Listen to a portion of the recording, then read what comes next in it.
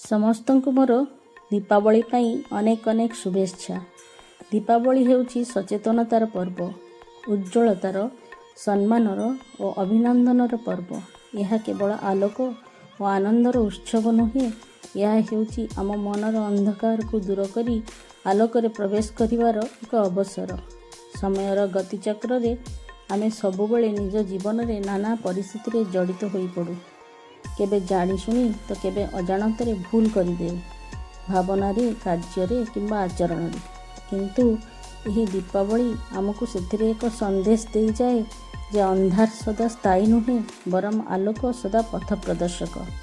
ଏହି ଦୀପ ଜଳାଇବା ବେଳେ ଏହା ଆମ ମନକୁ ଜାଗୃତ କରୁ ଯେ ଆମେ ନିଜ ମନର ମଳିନତା, ଅସନ୍ତୋଷ ଓ ଅନ୍ଧକାରକୁ ଦୂର କରି ସ୍ନେହ, ଶ୍ରଦ୍ଧା, ସମ୍ମାନ, ଏକତା ଓ ସେବାର ଆଲୋକରେ ଆମ ଜୀବନକୁ ଉଜ୍ଜ୍ୱଳ କରିପାରିବା। ଏହା ସ୍ମରଣଯୋଗ୍ୟ ହେବା ଉଚିତ ଯେ ଆଲୋକ କେବଳ ଦୀପରେ ନୁହେଁ, ଆମ ମନରେ ଜଳିବା ଆବଶ୍ୟକ। ସଚେତନ ମନ, ସକାରାତ୍ମକ ଚିନ୍ତା ଓ ସାମୂହିକ ସମ୍ପର୍କକୁ ଆଲୋକିତ କରିବା ହେଉ ଏହି ପର୍ବର ନିଜସ୍ୱ ଅର୍ଥ। ଧନ୍ୟବାଦ। ଶୁଭ ଦୀପାବଳି, ଶୁଭ ଦୀପାବଳି, ଶୁଭ ଦୀପାବଳି।